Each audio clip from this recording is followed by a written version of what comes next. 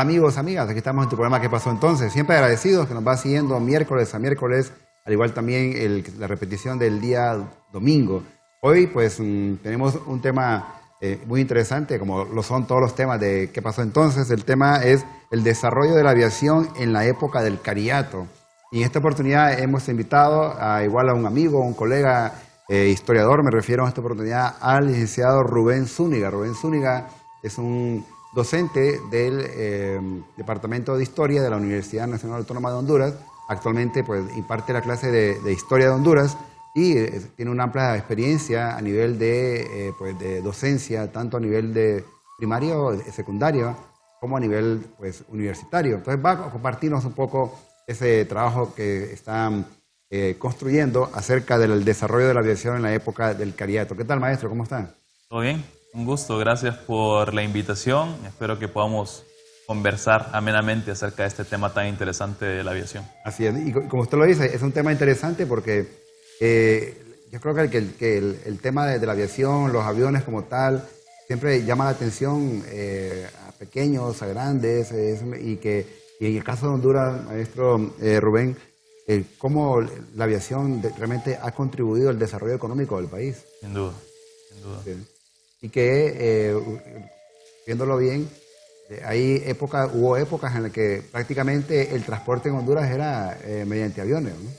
Sí, bueno, hay algunas personas que incluso utilizan la frase de que en Honduras la gente pasó de transportarse en mula a avión directamente, porque las otras tecnologías que fueron introducidas, el ferrocarril, por ejemplo, se quedó solamente en la costa norte. Y el automóvil tuvo bastantes dificultades debido a la falta de carreteras. En ese sentido, pues la aviación encontró un perfecto escenario para poder cubrir las necesidades que tenía el país en ese tiempo de comunicaciones. Prácticamente era como con el medio más rápido y que se podía llegar de un lugar a otro sin ningún problema. Y que hacía incluso la broma que la gente viajaba con sus gallinas, sus cerditos sí, en los aviones, ¿no? Sí, sí, sí. Sí, va a ser bien efectivo porque igual los primeros aeroplanos, como eran pequeños, no requerían de grandes infraestructuras para poder operar, sino que en ocasiones eran simples planicies, donde incluso a veces había vacas y había que quitarlas para que los aeroplanos pudieran aterrizar. Pero eso era todo lo necesario para poder tener un servicio aéreo efectivo. Así es. Interesante, realmente. Bien, viendo en esta imagen vemos este grupo de personas en este avión y como usted lo comentaba, lo que es un auto, pero el avión, el llegar un avión a estas tierras tuvo que haber sido algo importante, imponente, ¿no? Sí, sí, bueno, en el caso de la prensa, pues cubre ampliamente este asunto de la aviación desde los primeros años. El primer avión pues vino en 1921 y la prensa está ahí pendiente. Lastimosamente, en los fondos hemerográficos que yo he consultado, no se encuentra un registro de la llegada del primer aeroplano, porque no está exactamente ese ejemplar, sino que está el ejemplar del día anterior. Y en ese sentido, pues, el periódico reporta que supuestamente les habían dado la noticia que iba a venir el primer aeroplano desde San Pedro hasta Tegucigalpa. Y entonces toda la gente salió, dice, a las plazas, a los patios y empezó a ver el cielo para ver a qué hora venía el primer aeroplano. Pero al final no vino el aeroplano y dice el corresponsal, ¿qué sucedió? Que toda la gente amaneció con la nuca doliente porque no vino el aeroplano, pero sin duda alguna que generaba muchas emociones. Interesante, porque hay una serie de pues, mitos, falacias en torno a la llegada de estos aviones que por ahí pues, yo leía algo y igual me preguntan los estudiantes qué tan cierto es esto, y ya que usted es una persona investigadora del tema, que la primera vez que pasó que un avión a Tegucigalpa hubo gente que hasta empezó a tener sus pequeños ataques, hubo gente que hasta abortó, etcétera. Hay tanto misterio en torno a esto, ¿no? Sí, bueno, la noticia más curiosa que yo he encontrado en un periódico es precisamente la nota de que pasaron cierto número de aeroplanos y las viejecitas que estaban ahí, dice que se persinaron inmediatamente.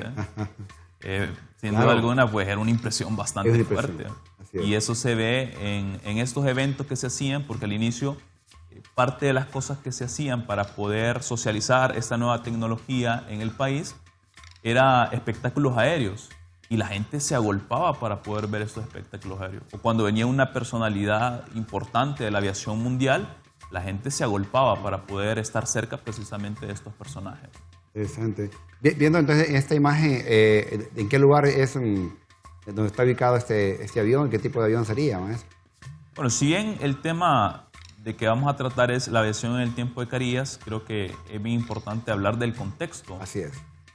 Entonces, esta fotografía es del año de 1924, que fue el año en el que aconteció la guerra civil más desastrosa que ha habido en la historia de Honduras, la famosa Revolución Reivindicadora, que comienza precisamente porque el presidente Rafael López Gutiérrez quiere permanecer por más tiempo en el poder y entonces comienza una revolución para poder destituirlo.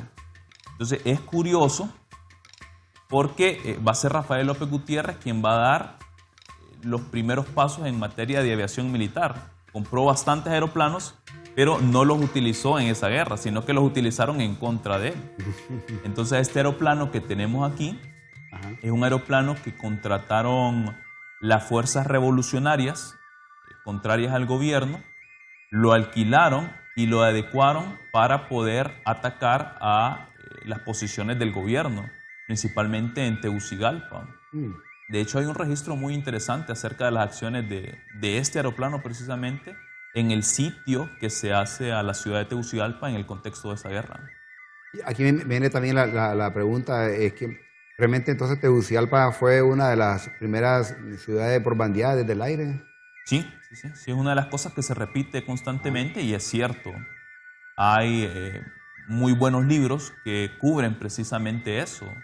Está el Diario de la Guerra, de un autor de apellido Rivas, se me olvida el nombre en ese momento, que él escribe un diario acerca de cada día de la guerra. Y cuando empieza a hablar acerca de las acciones del aeroplano, uno puede sentir el miedo que había en la gente.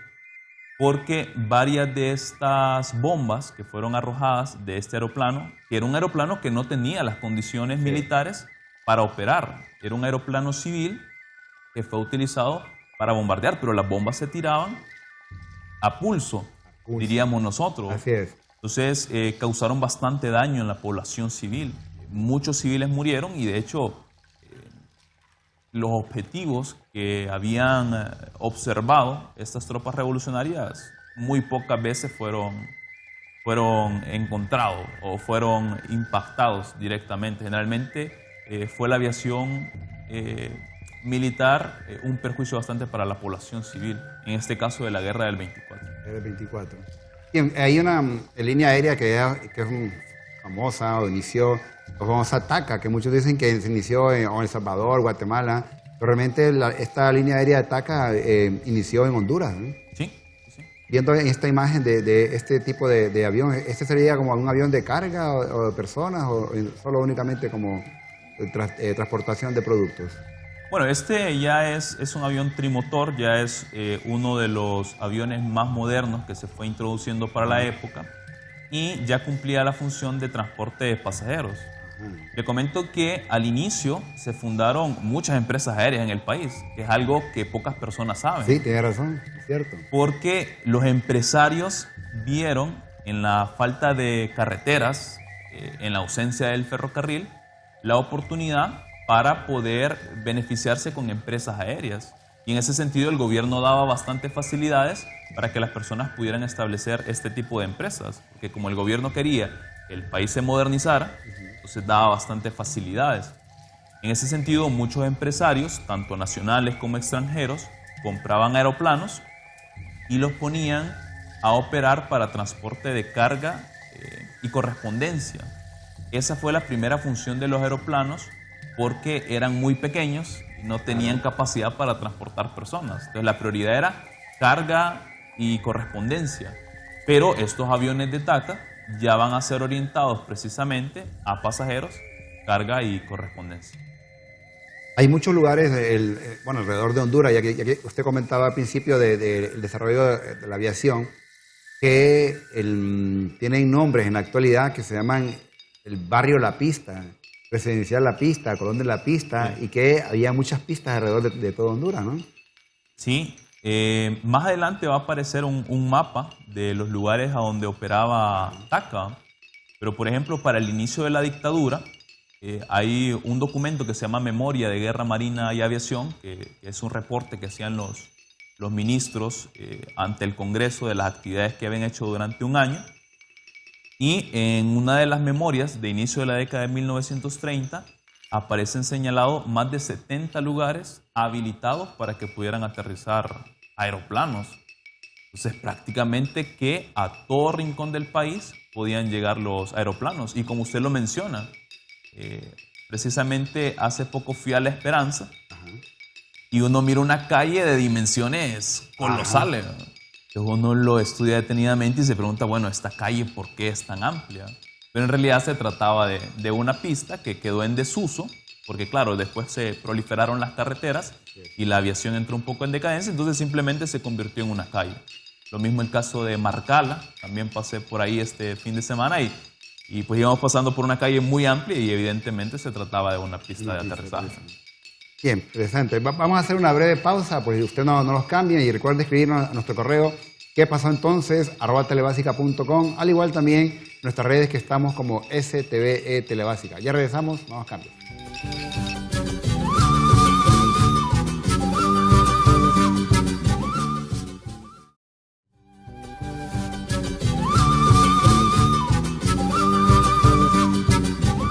Desarrollo de la aviación en la época del Cariato. Pues tenemos invitado al maestro Rubén, que pues nos está compartiendo acerca de este desarrollo de la aviación.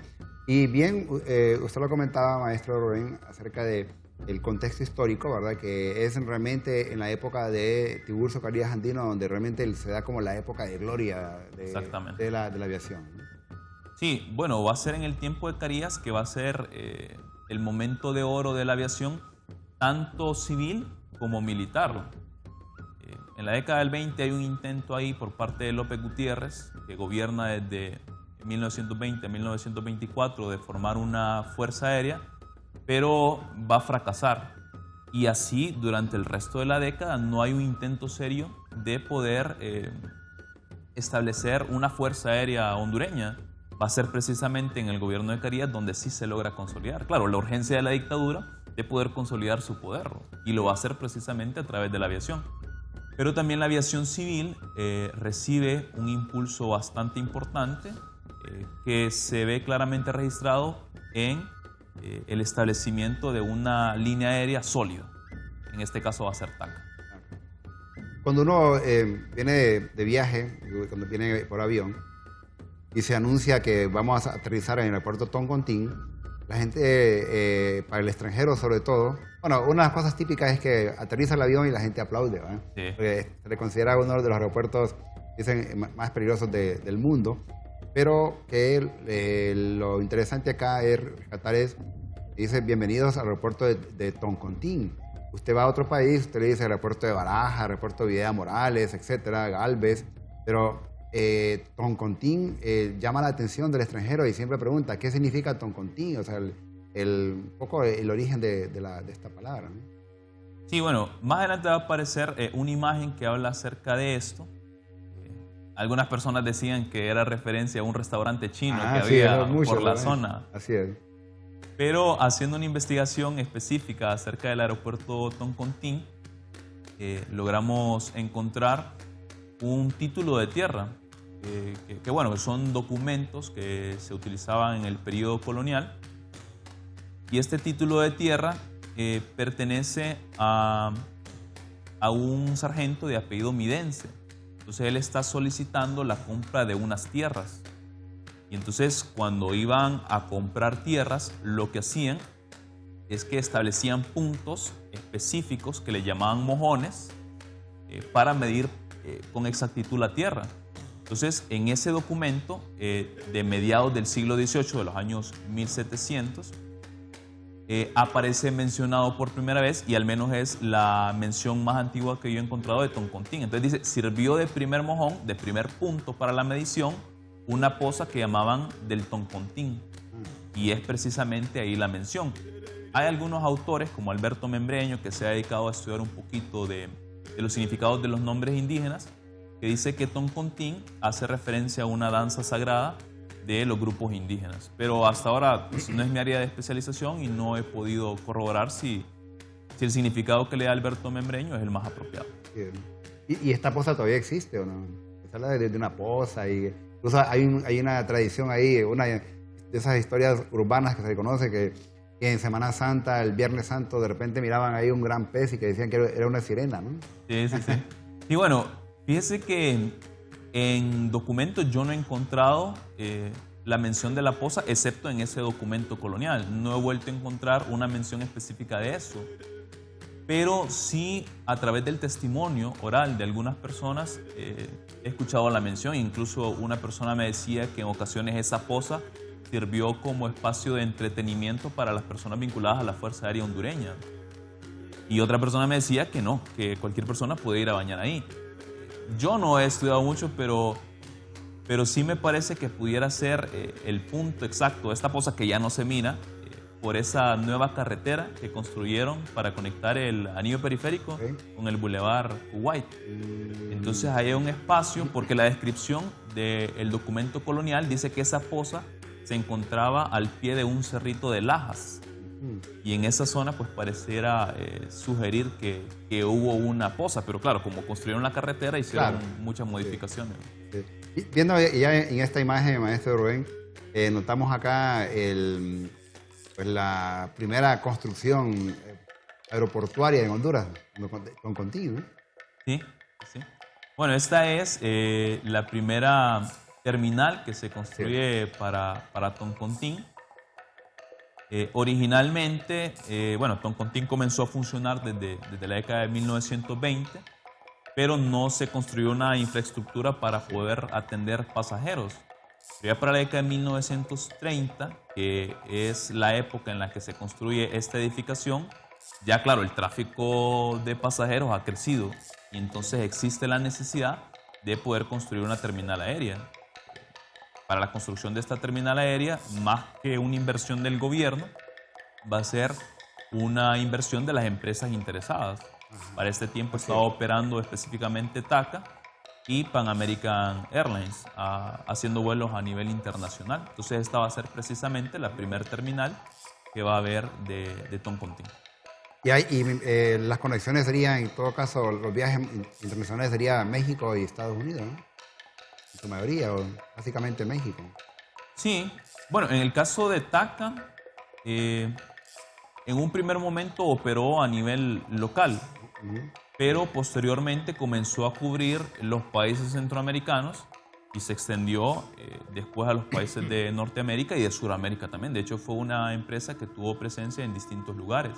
Y en el caso de Pan American Airlines era principalmente Estados Unidos. Estados Unidos. Viendo esta imagen, aquí tenemos la zona de Toncontín, los primeros momentos de Toncontín, ¿no? Sí, sí, sí. Antes de la administración Carías, que va a ser la que le va a dar mayor apoyo económico a la aviación militar para que se construya una pista formal, para que se construyan hangares para los aeroplanos del gobierno. Entonces se construyen estas galeras, que era donde se guardaban precisamente los aeroplanos del gobierno, pero como usted puede ver, no habían las medidas de seguridad que tenemos en la actualidad.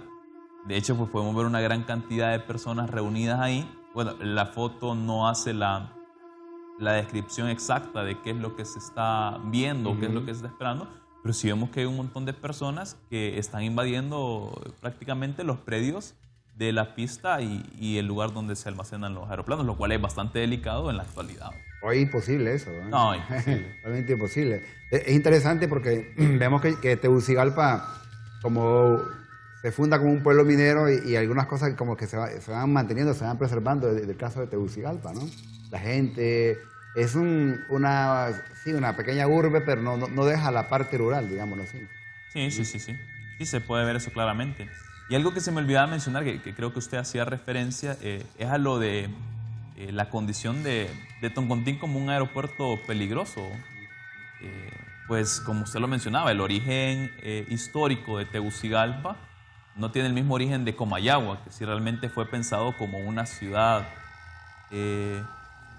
bien establecida. En el caso de Tegucigalpa, pues es poblada casi de forma accidental. Bueno, eso dificultó que hubiera un espacio grande, apropiado para que se pudiera establecer el aeropuerto Toncontín. Pero al inicio los aeroplanos eran tan pequeños que no presentaban tantos problemas. Pero claro, cuando fue avanzando la aviación, cuando vinieron naves más modernas, entonces comenzó a cuestionarse la capacidad de este aeropuerto. Y por mucho tiempo se buscaron nuevas opciones, nuevos lugares donde construir el aeropuerto de Tegucigalpa, pero hasta el día de hoy pues no cambió. No cambió, así es la cosa. Bien, usted no mencionaba al principio acerca de las diferentes rutas que llevaban a cabo estos aviones en todo lo que es Centroamérica. Y viendo este mapa, el sistema de TACA, son todas las conexiones que tenía TACA para ese entonces. Sí. Bueno, la empresa TACA, y aquí sí me gustaría aclararlo, va a ser una empresa que va a surgir a la luz de la dictadura.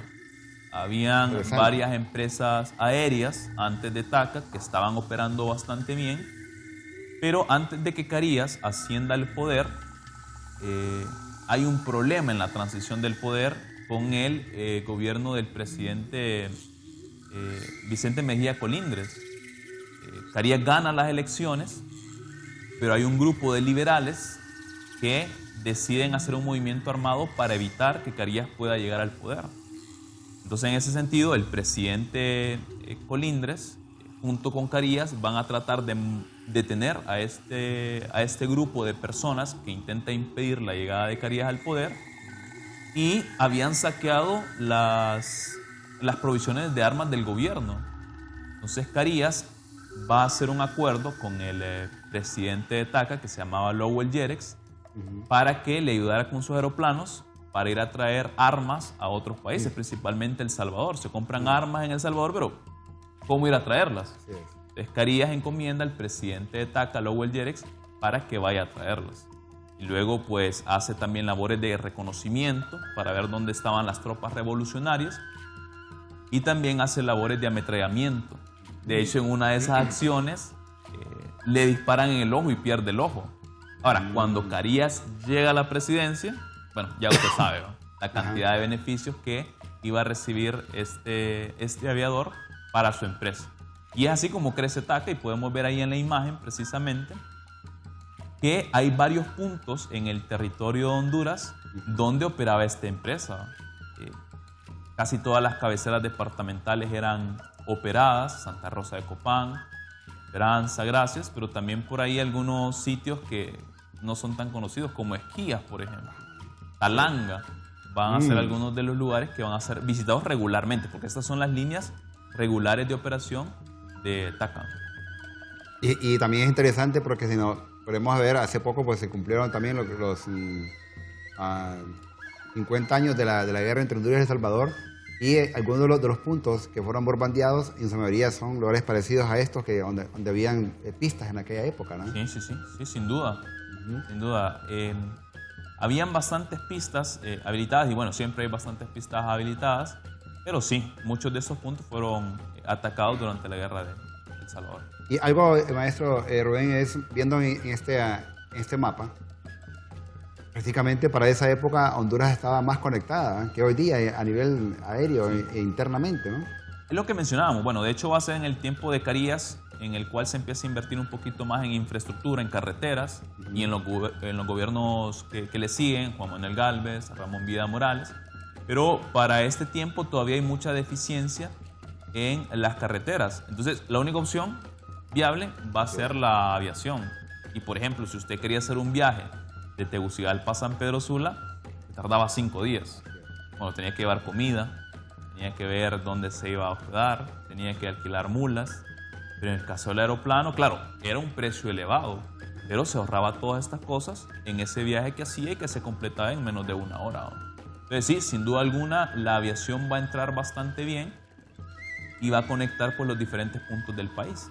De hecho, hay un artículo en una revista de la década de 1930 que me gusta cómo termina, porque empieza a hablar de la aviación y termina diciendo que el automóvil está bastante bien, el ferrocarril está avanzando un poquito ahí, pero dice que la República de Honduras se emociona cada vez más con la aviación y no está lejano el día que el automóvil y el ferrocarril van a ser restos olvidados por el avance que va teniendo la aviación, que al final no sucedió, pero era la impresión que tenía la gente en ese tiempo. Interesante realmente. Vamos a hacer una breve pausa, usted no nos cambien, ya regresamos.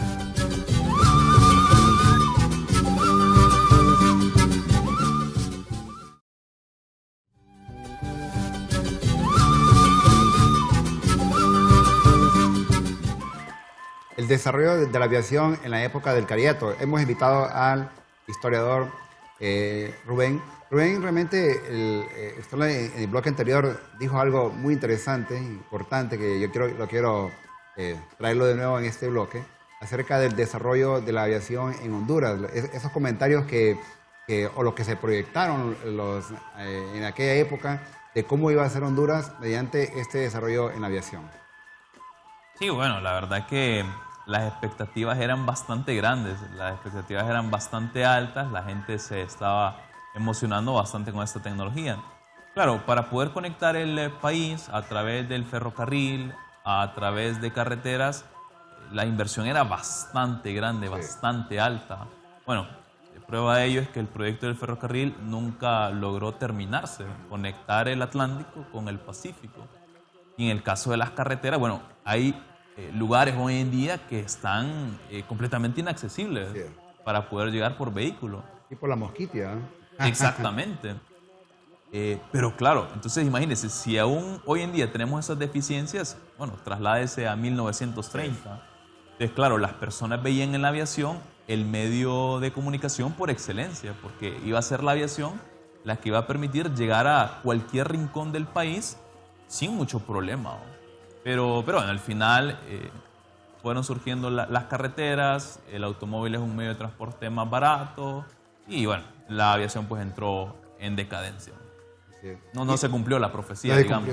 Y esto de lo que comentó esta persona acerca del desarrollo de la aviación y que lo compara con los carros, con los ferrocarriles, y que nos había comentado en el bloque anterior, ¿nos podría repetir de nuevo? Sí, bueno, lo que él dice es eso, utiliza pues signos de animales y dice el potrillo de gasolina está fuerte, el caballo de acero con mucho vigor, pero la República de Honduras se emociona cada vez más por la aviación y no está lejano el día en que se miren estos otros medios de comunicación como restos anticuados. Entonces sí, es la impresión precisamente de que esas tecnologías, el ferrocarril y el automóvil, no iban a ser muy efectivas, pero la aviación, la verdad que de entrada dejó una impresión muy buena, diferente a la del ferrocarril, que fue cortado el proyecto del ferrocarril por falta de fondos y del automóvil por la ausencia de carretera. Finalmente la aviación fue la que dio la cara por el desarrollo, ¿no? Sí. Usted nos hablaba acerca de las compañías internacionales que vienen a Honduras, la conocida como la Pan American. Aquí vemos vamos a ver una imagen acerca del primer trimotor de la Pan American, que aterrizó en el aeródromo de San Lorenzo.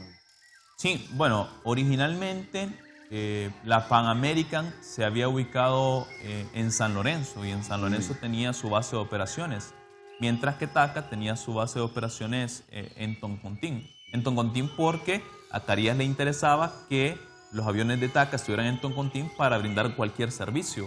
Pero Pan American era una empresa pues, más dedicada al ámbito comercial directamente, entonces pues, no tenía necesidad de estar tan cerca del gobierno.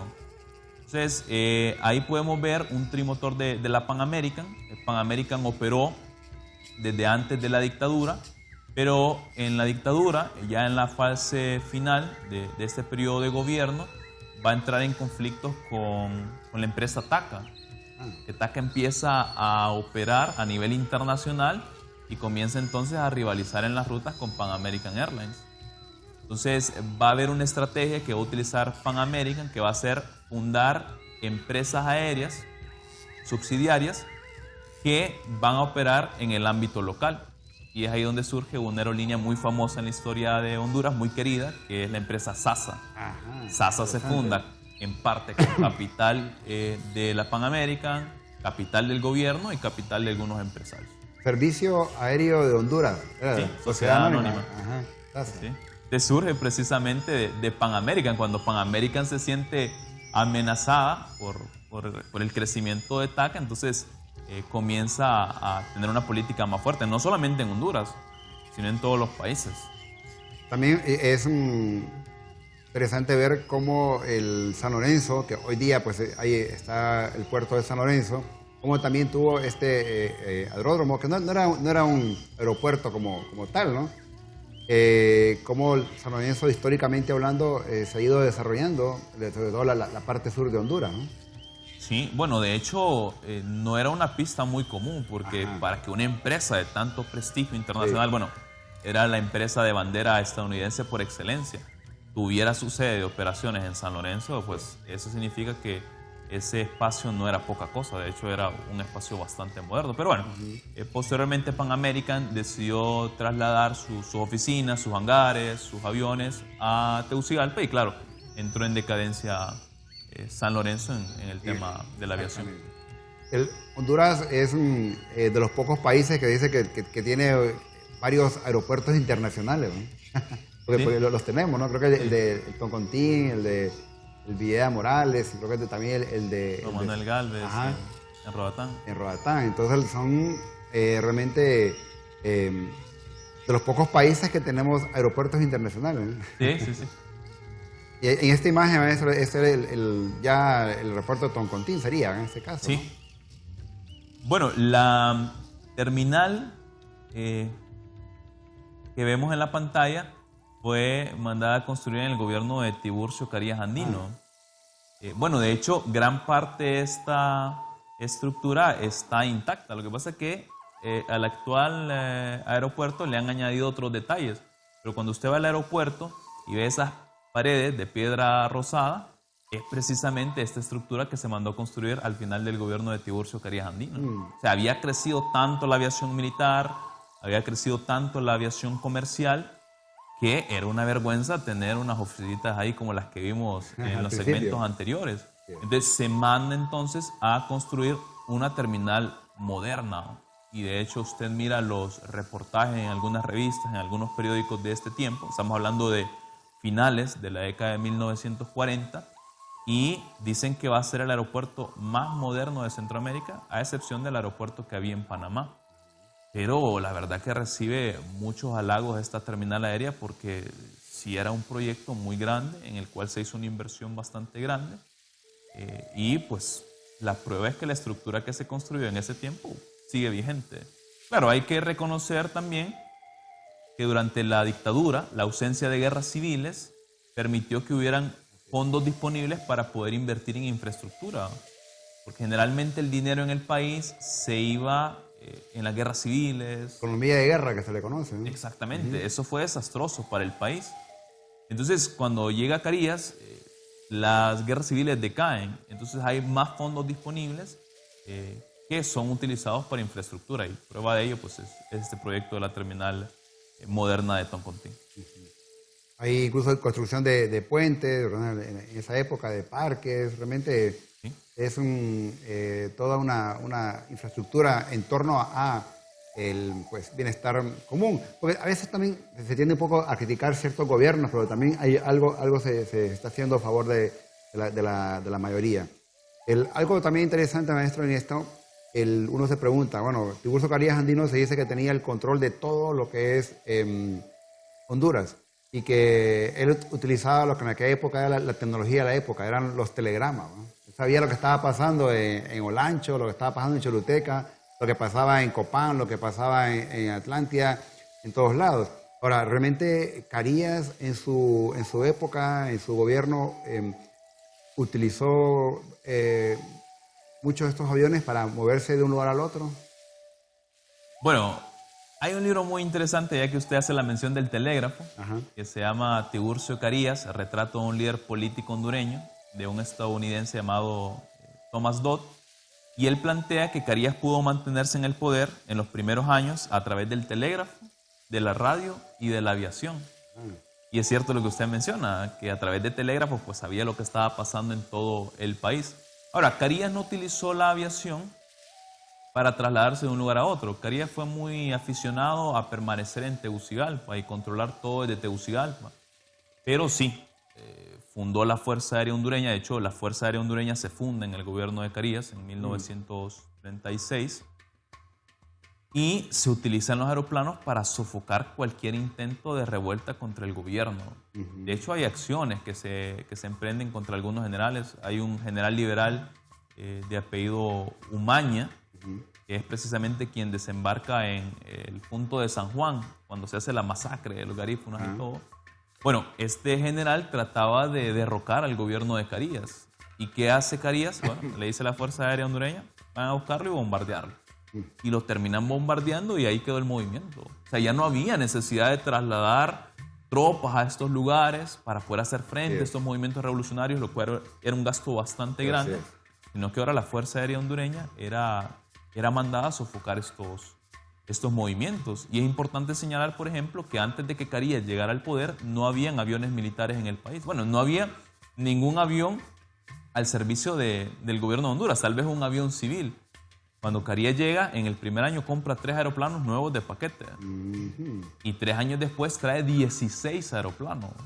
Solo dése cuenta el apoyo que le dio Carías al ramo de la aviación militar. Claro.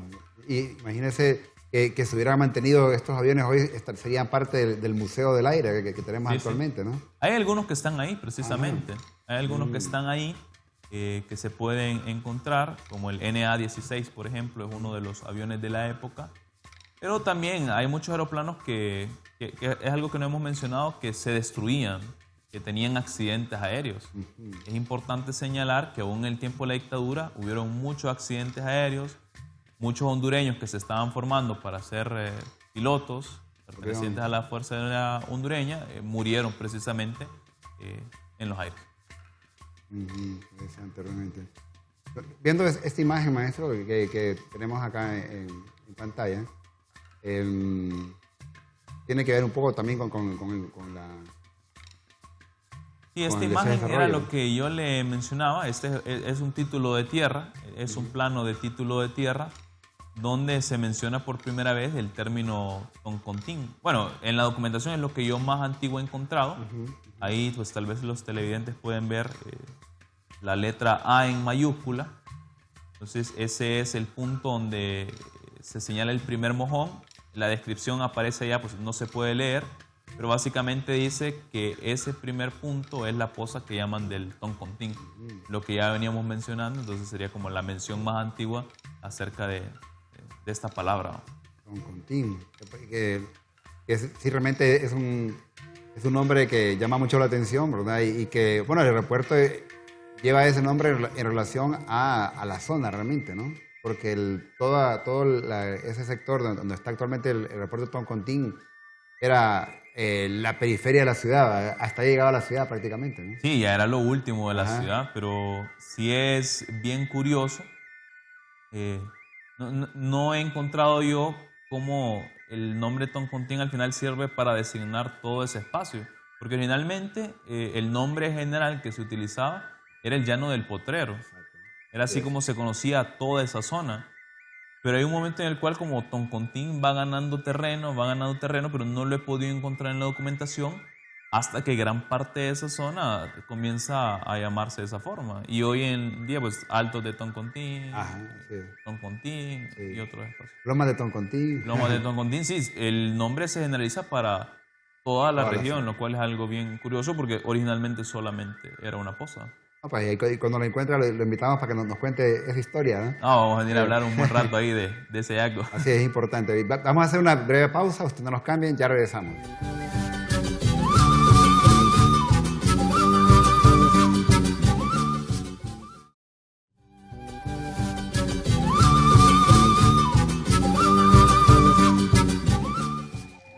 Desarrollo de la aviación en la época del Cariato. Ese es un trabajo que nos está compartiendo nuestro amigo historiador Rubén Zúñiga.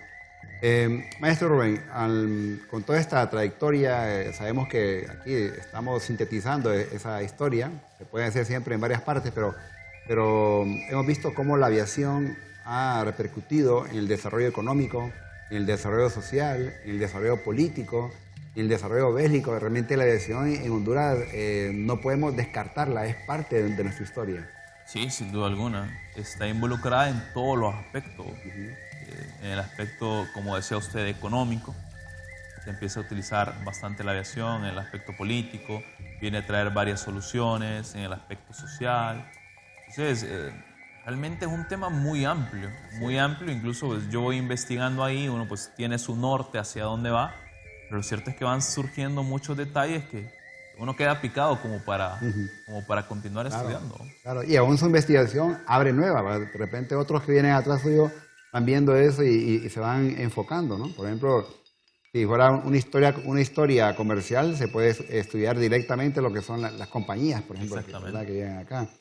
Bien, entonces TACA ha sido parte de esta historia de la aviación en Honduras. Vemos acá en esta imagen donde aparecen un par de aviones de TACA en este hangar. Sí, como ya lo venía mencionando, TACA bueno, es una empresa con una historia muy curiosa. Lowell Jerex viene al país con un aeroplano nada más. Un aeroplano para transportar correspondencia y carga. Pero pronto comienza a hacer trabajos privados. Por ejemplo, en las elecciones presidenciales de 1932, que enfrenta a Tiburcio Carías Andino y a Ángel Zúñiga Huete, el Partido Liberal contrata los servicios de TACA para trasladar de un lugar a otro a Zúñiga Huete para que pueda llevar su voz a todos los rincones del país. Pero cuando Carías gana la elección y se va a convertir en presidente, entonces TACA ve que es una mejor opción servir al Partido Nacional y se cambian precisamente de bando.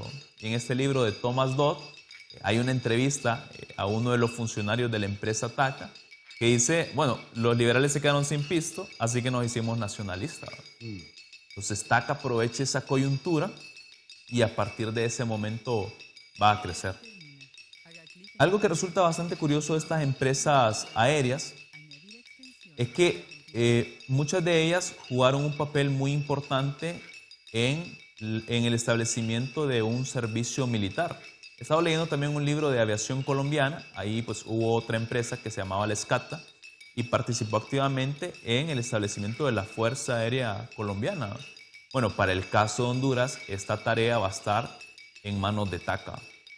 Cuando se empieza a querer fundar la Escuela Nacional de Aviación, van a ser precisamente los empleados de TACA quienes van a dar la instrucción a los jóvenes hondureños. Lowell Jerex tiene una participación muy activa en el establecimiento de la Fuerza Aérea Hondureña. Ya cuando su empresa va creciendo, ya no puede seguir involucrado en las acciones de la escuela, entonces se contrata personal directamente de Estados Unidos para que venga a dirigir la escuela de aviación.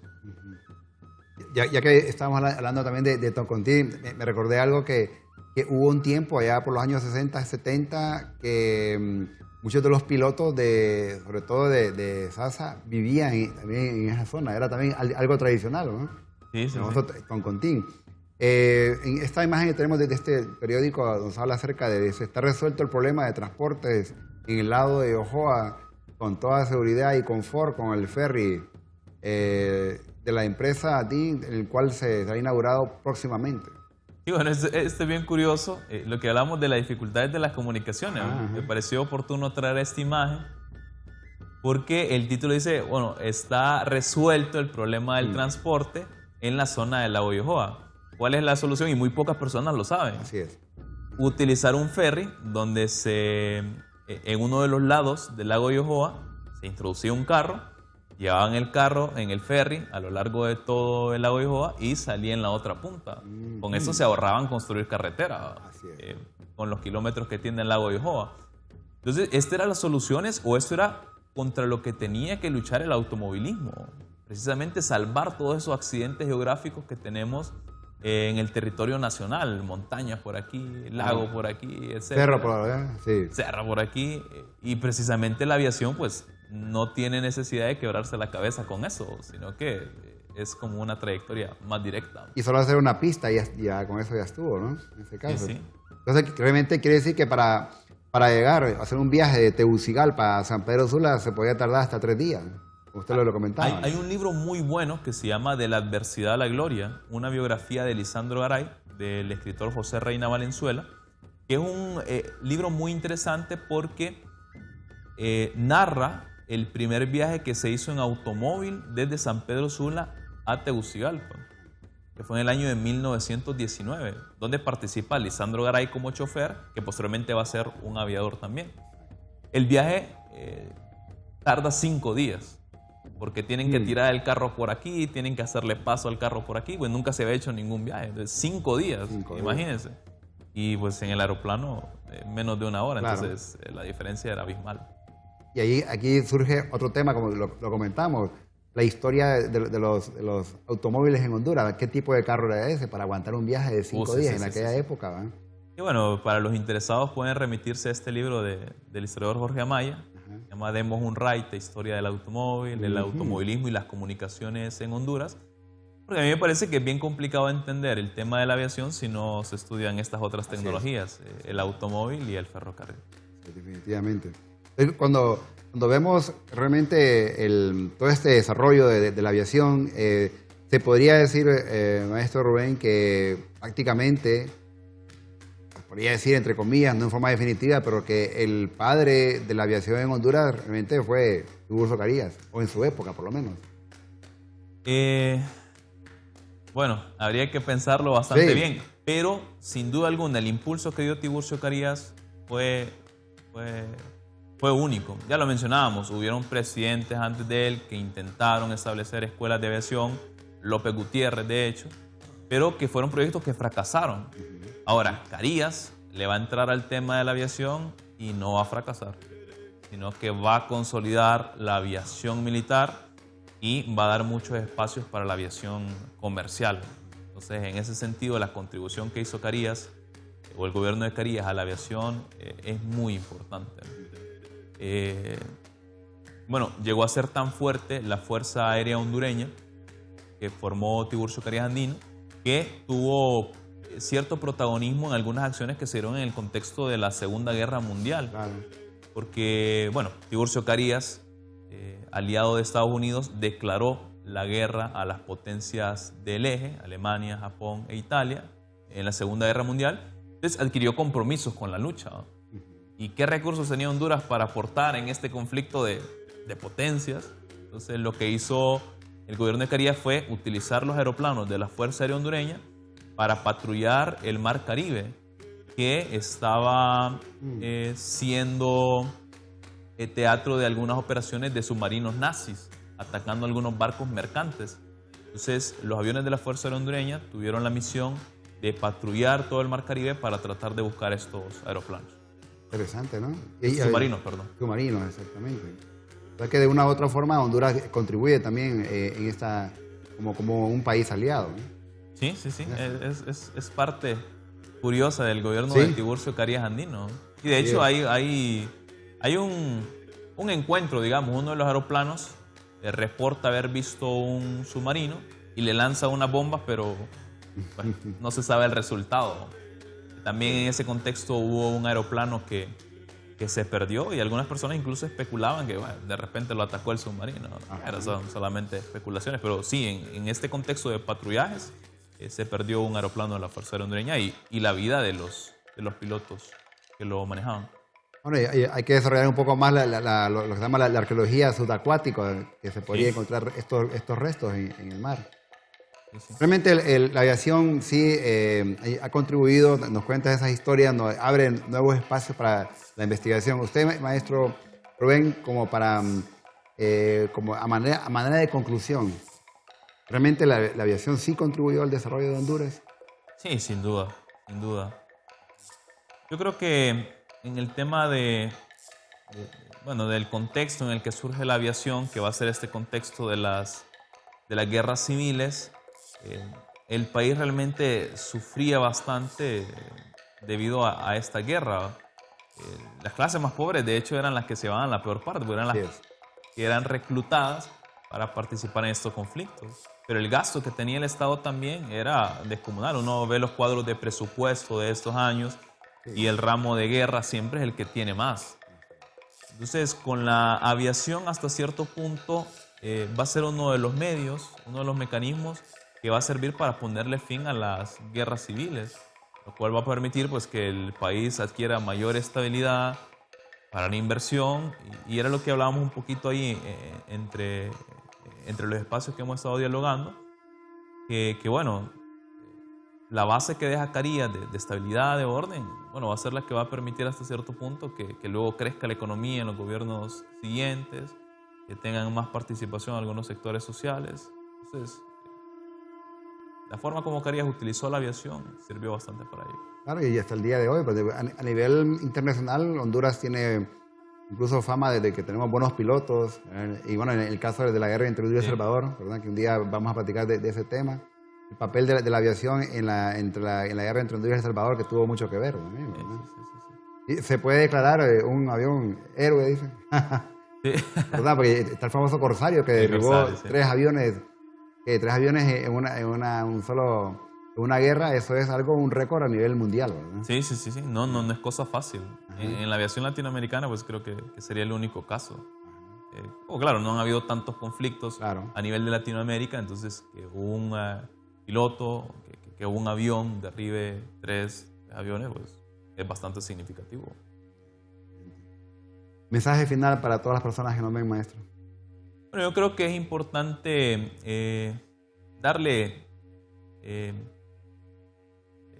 la oportunidad a la historia. Yo creo que actualmente las personas ven la historia como algo aburrido, como algo tedioso, pero como hemos tenido este espacio, yo creo que eso era algo ameno, algo interesante, que nos permite entender muchas de las condiciones actuales. Entonces, ya hablamos de la aviación en el pasado, bueno, traigamos a relación con el presente. ¿Qué cosas han cambiado? ¿Qué cosas han mejorado? ¿Qué cosas siguen? ¿Qué cosas son diferentes? Entonces, todo eso lo podemos explicar precisamente a través de la historia. O sea, a mí me parece que las personas pues, deberían de interesarse un poquito más por los estudios históricos, de esos temas también que no son tan tradicionales, porque eso es lo que nos permite entender bien el presente y planificar sin duda mejor para el futuro. Bueno, ese es el mensaje. Que ustedes, pues, no olviden escribirnos a nuestro correo ¿qué pasó entonces? @telebasica.com. Al igual también estamos en nuestras redes como STVE Telebásica. Agradeciendo al maestro Rubén Zúñiga con la contribución de esta investigación, que obviamente la sigue. Y pues esperamos contar siempre con tu presencia aquí y en nuestros programas ¿Qué pasó entonces? Nos vemos en la siguiente. Hasta pronto.